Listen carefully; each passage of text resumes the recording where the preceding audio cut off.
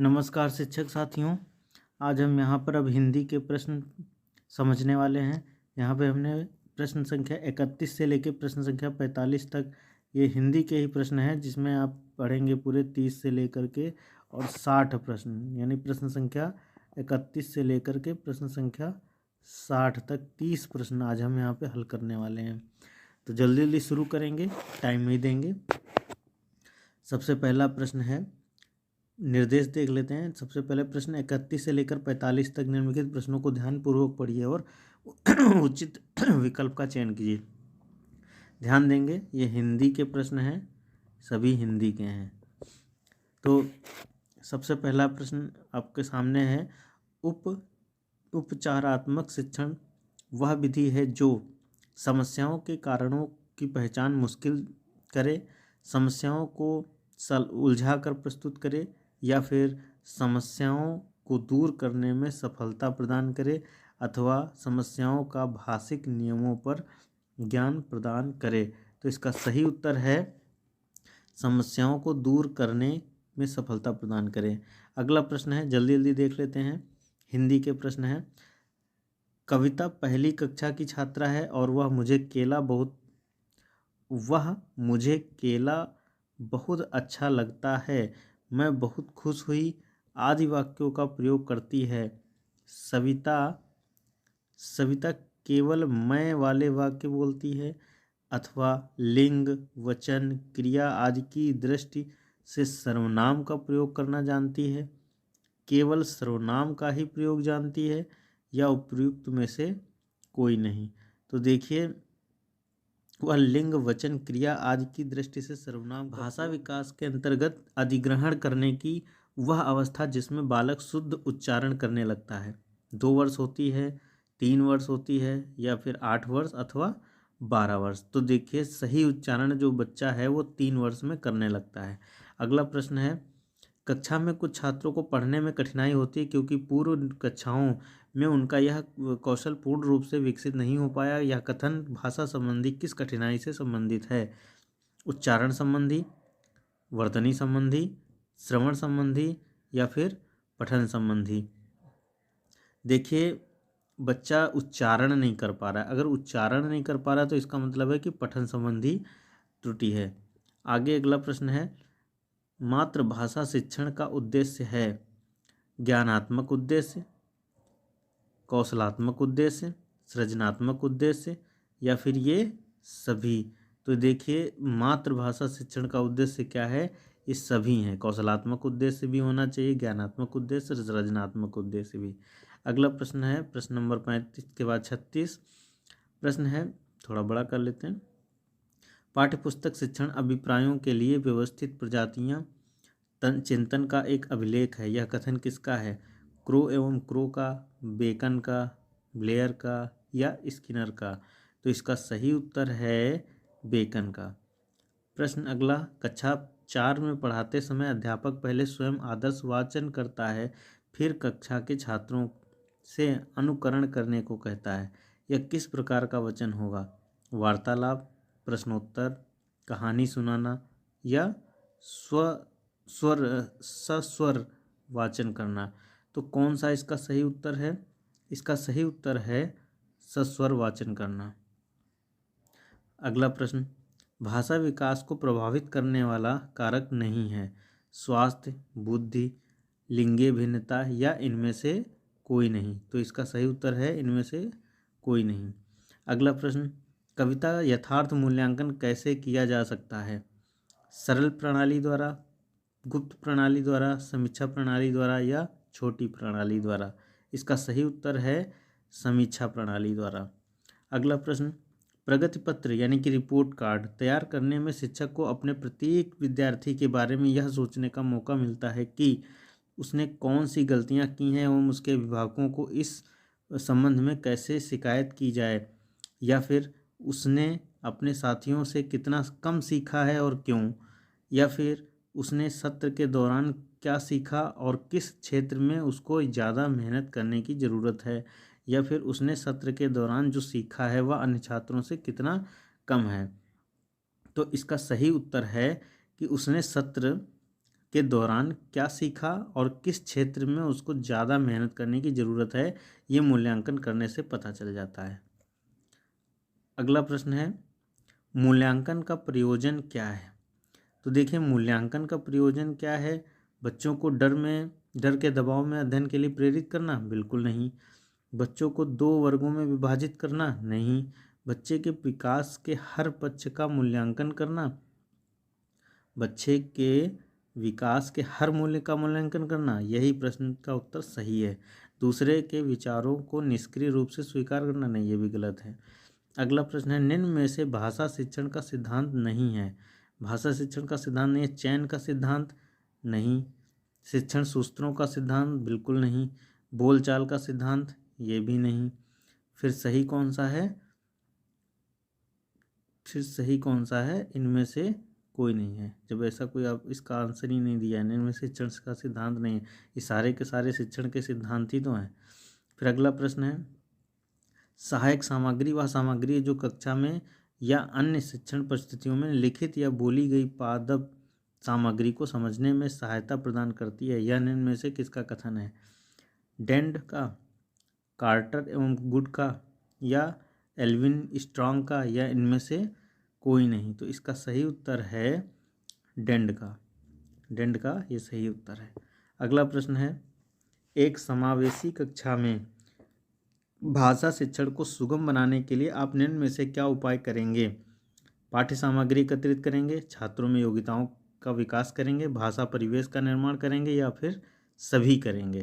तो इसका सही उत्तर है भाषा परिवेश का निर्माण करेंगे। अगला प्रश्न, उच्चारण दोष के कारण हैं। उच्चारण दोष किस लिए होते हैं, इसके क्या कारण हैं?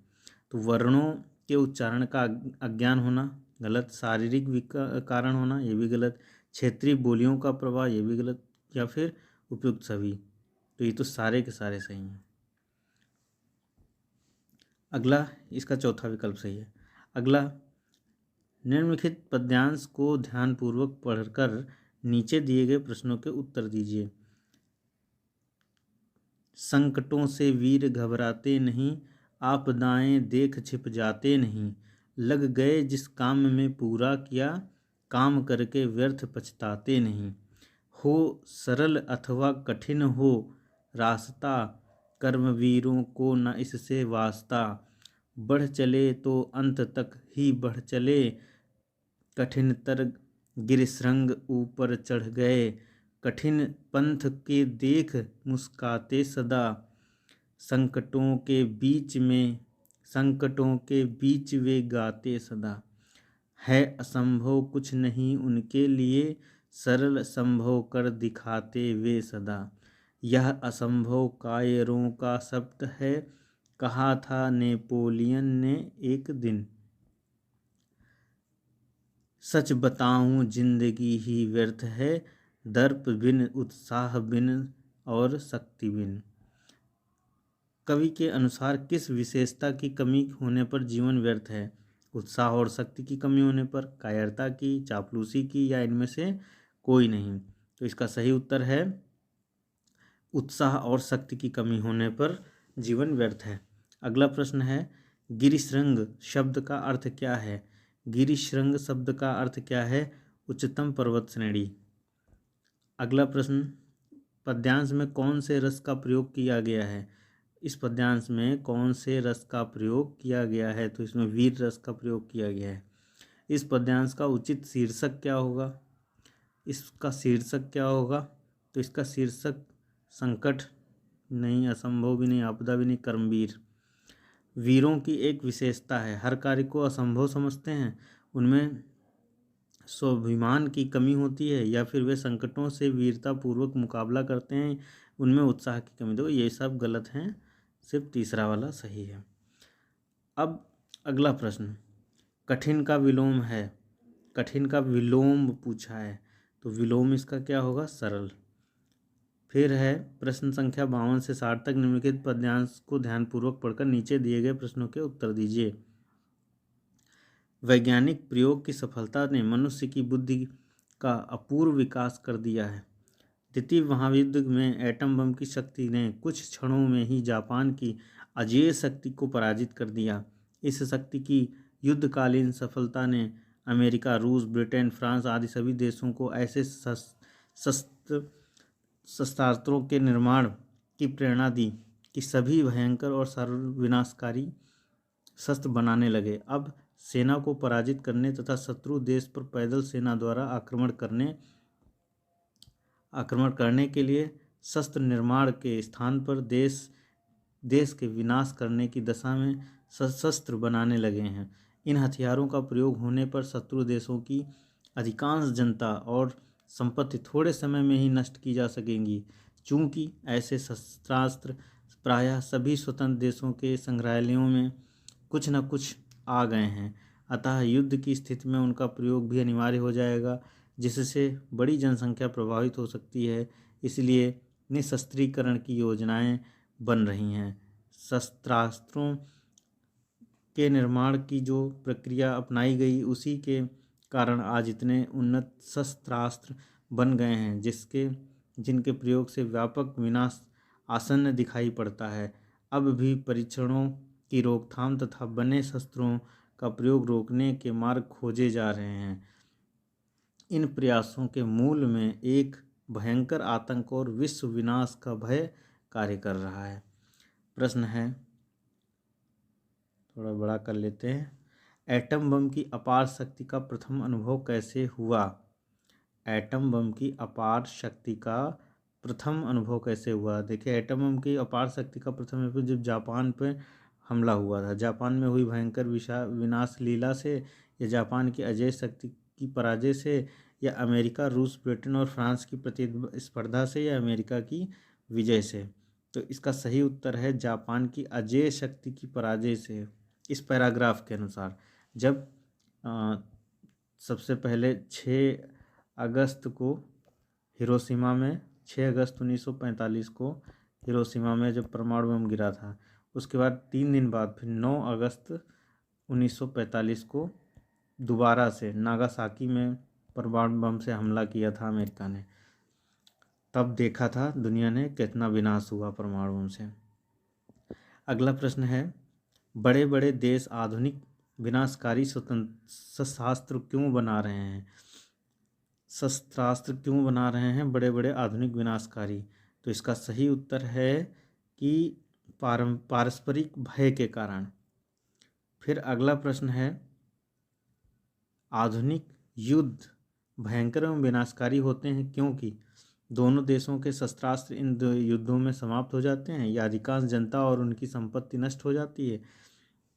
दोनों देशों में महामारी और भूखमरी फैल जाती है। दोनों देशों की सेनाएं इन युद्धों में मारी जाती हैं। देखिए, ये तो सब होता ही है, लेकिन कहा है कि भयंकर व विनाशकारी होते हैं। तो इसका सही उत्तर है कि अधिकांश जनता और उनकी संपत्ति नष्ट हो जाती है, इसलिए विनाशकारी होते हैं। अजेय से तात्पर्य क्या है? अजेय से तात्पर्य है कि जिसे हराया जा सके नहीं, जो शक्तिशाली हो नहीं, जिसे जीता जा सके नहीं, जिसे जीता ना जा सके, अजेय। शब्द संग्रहालय में प्रयुक्त संधि कौन सी है? दीर्घ संधि, गुण संधि, यड़ संधि, या फिर वृद्धि? शब्द संग्रहालय में कौन सी संधि प्रयुक्त की गई है? अब जरा सा समझ लेंगे पहले हम। संग्रहालय का मतलब है संग्रह प्लस आलय। संग्रहालय, इसमें प्रयोग की गई है संग्रह प्लस आलय। तो कौन सी संधि प्रयोग की गई है? इसमें दीर्घ संधि प्रयोग की गई है। दीर्घ संधि है क्योंकि जब दीर्घ कब होता है? जब आ, ई, उ के पश्चात क्रमशः ह्रस्व या दीर्घ आए। ठीक है, जब आ, ई, उ के बाद में ह्रस्व आता है तो वहाँ पे दीर्घ संधि होती है। तो कुल मिला के दीर्घ संधि ये है, इसमें दीर्घ संधि है। इसके विस्तार में, संधि के विस्तार में अगली वीडियो में, या फिर हमारी कुछ पुरानी वीडियो हैं उनमें देख सकते हैं। क्वेश्चन नंबर 57, निम्न गद्यांश में सर्व विनाशकारी शस्त्र किसे कहा गया है? मिसाइल को? नहीं, एटम बम को कहा गया है। अगला प्रश्न है, अधिकांश शब्द का समानार्थी शब्द क्या है? अधिकांश, इसका समानार्थी क्या होगा? Question number 58। बहुत अधिक? नहीं, अधिक से अधिक। फिर अगला प्रश्न है, इस गद्यांश का मूल कथ्य क्या है? इस गद्यांश का मूल कथ्य क्या है? आतंक और सर्वनाश का भय, विश्व में शस्त्रों की होड़, द्वितीय विश्व युद्ध की विभीषिका या निशस्त्रीकरण और विश्व शांति। तो इसका सही उत्तर है निशस्त्रीकरण और विश्व शांति, इसके विषय में। फिर अगला प्रश्न है, भयंकर विनाशकारी आधुनिक शस्त्रों को बनाने की प्रेरणा किसने दी?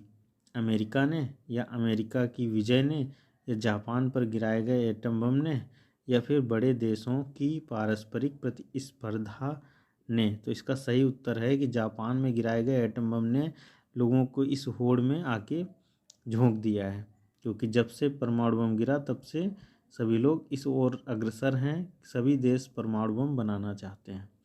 तो आगे के प्रश्न इसमें हैं तो, लेकिन वीडियो बहुत लंबी हो रही है, इसलिए अब आगे के प्रश्न जो भी हैं उनको हम अगली वीडियो में बनाएंगे। अगली वीडियो हमारी अंग्रेजी पे होगी। अंग्रेजी के प्रश्न हमने लिख रखे हैं, पूरा हमारे पास पेपर तैयार है, लेकिन वीडियो लंबी होने के कारण हम ये प्रश्न अगली वीडियो में ले जाएंगे। प्रश्न संख्या 61 90 तक, यानी कि 61 to 90 जो है वो हमारा अंग्रेजी होगा। हम इंग्लिश के बारे में अगली वीडियो में बात करेंगे। तब तक के लिए हमारे चैनल को अगर सब्सक्राइब नहीं किया है तो सभी से हम यह आशा करते हैं कि एक चैनल तो हमारा सब्सक्राइब कर सकते हो ना।